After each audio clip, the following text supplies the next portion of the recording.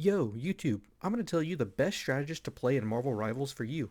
It can be overwhelming with how many options there are in the game, whether you're trying to settle on your lifelong main or just trying to see how each pick works. This video will completely cover every playstyle and which situations you should pick them in. I know that some of my healing content can be a meme, but you will not find any DPS Cloak or Jeff picks in this video. This is 100% rank and healing focused. But let's start it off with Adam Warlock. Now, Adam is more of a DPS healer hybrid because both of his main and secondary attacks only do damage and not healing. All of his attacks also have hit scan, so he's very easy to pick up if you're used to heroes like Hela. The biggest drawback is his damage drop off after 40 meters, where his damage gets a minus 50% reduction to it, so when it comes to positioning, you might have to position a bit more aggressive than you're used to with other supports. Another drawback is that his main source of healing is kind of a longer cooldown. Now it does pump, don't get me wrong, but he's just not going to be the on-demand main source of healing like some of the other picks might be. And lastly, his ult, which completely revives your team and has immense fight swinging power. Next, another DPS focused support on the list is Mantis. This is arguably the more DPS focused pick of the two, but I also think it's a bit harder because her passive relies on hitting headshots with her projectiles. If you know the difference between projectiles and hit scan, you know you have to lead the projectiles, which is inherently more difficult than something like hit scan. That being said, there's a reason why she's an insanely high pick and win rate in high ranked lobbies. Her ultimate is top 2 in the game alongside Luna Snow. Her healing is hot based, but what she lacks in consistent on-demand healing, she makes up for in her ability to damage boost herself and also her team. This is a really big deal, because being able to damage boost a Hela or a Star-Lord and their ult can completely change the flow of a game. She's also the best anti-dive healer in my opinion. Her sleep is incredibly useful and easy to hit because of the AoE range on it. It can be used defensively against a diver or even offensively at range to set up a pick on a mispositioned enemy player. All in all, she's a support that thrives in a teamfight heavy game with her ability to be a pseudo DPS, buff her allies' damage, and apply constant hots to keep people from having to back out of a fight too early. She's in my opinion a must-have pick for all support players. Now, for the best support pick in the game in my opinion, Luna Snow. She's the first full healing support on this list, with the ability to absolutely pump healing into her team, single-handedly keeping them alive throughout a fight.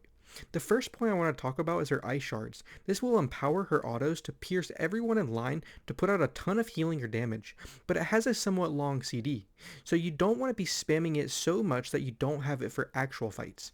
Number 2 is her anti-dive. Similar to Mantis' sleep, Luna has a stun that she can shoot out to stop a diving character or even create a pick opportunity on an enemy player. But I will say it's a bit harder to make work than Mantis. The absolute best thing about Luna Snow currently is how strong her ult is. To put it bluntly, it's the best in the game, and that's partly to do with a bug that allows you to spam switch between both buffs and keep both of them active. But even when the bug gets fixed, she will still be able to completely turn fights around with it. Now, if you're looking for a more simple option, then I think Rocket is the best support for you. He's incredibly easy to play and it's able to pump out a ridiculous amount of healing. The thing with Rocket is that his healing orbs bounce off of structures and walls, so ideally you could play extremely safe behind cover while still bouncing the orbs onto your team.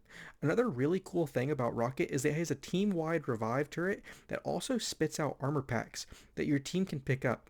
Rocket is also the most mobile support in the game with a rocket jump and being able to run across walls, which make him extremely hard to lock down for enemy divers. His ult is one of the more lackluster ones, but it's still pretty nice. It boosts your entire team's damage as long as they are within range of it. Though it's nice for turning fights, it's not really what I'm looking for in a support ult. So let's go to the polar opposite of simple, and we have Loki, who in my opinion is probably the highest skill cap support in the game. He's able to drop clones of himself, which will copy his auto attacks, put down his healing circles, and also allow him to swap to their positions. All of that together, you have a recipe for an extremely high skill cap support. If a player were to master the ability to manipulate his clones in a perfect way, there might not be a better healer in the game. Even his ult is pretty complex when you get into it. Even if it seems simple on the surface, it just allows you to copy another hero in the game and get all of their abilities and the ability to use their ultimate. So on a simple level, it seems you could just copy a Mantis or a Luna Snow for their OP ult, but great Loki players understand when it's needed to turn into every character in the game. A quick swap to Doctor Strange and getting his ult off can be game breaking for the enemy. Now to go to my personal favorite character to play, Cloak and Dagger. The cool thing about Cloak and Dagger is that it's pretty much two characters in one. You have Dagger, which is your primary healer. Her auto attacks are a lock-on aimbot, which heal your team if they are missing HP, or they damage your enemies if they hit them instead. She has a bubble which applies healing over time to anyone inside it, and also she shoots out a white square that applies a heal boost. On the other hand, Cloak is more DPS focused part of the kit. His auto attacks work exactly like Scarlet Witch. He has a purple square that he shoots out that will blind enemies hit and also apply a damage amp to them.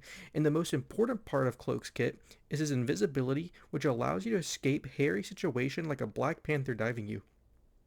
Their ult is pretty powerful too. It allows you to dash 3 times that will heal allies and damage enemies along its path. It can be used to escape multiple ults such as Jeff or Doctor Strange if absolutely needed. The very last healer on our list is Jeff the Landshark. Again, it's another very simple healer character to play. His main auto attack shoots out water to heal your allies, and his secondary attack shoots out splashing water droplets that damage enemies. He also has healing and speed boost bubbles he can put on the ground, and his team can walk over them when they need them. This, along with his submerge ability, makes him insanely slippery for the enemies to deal with and very hard to kill when he's trying to get away. His ultimate is probably the most useful thing about his kit. It allows him to swallow up anyone in range and then spit them out wherever he wants.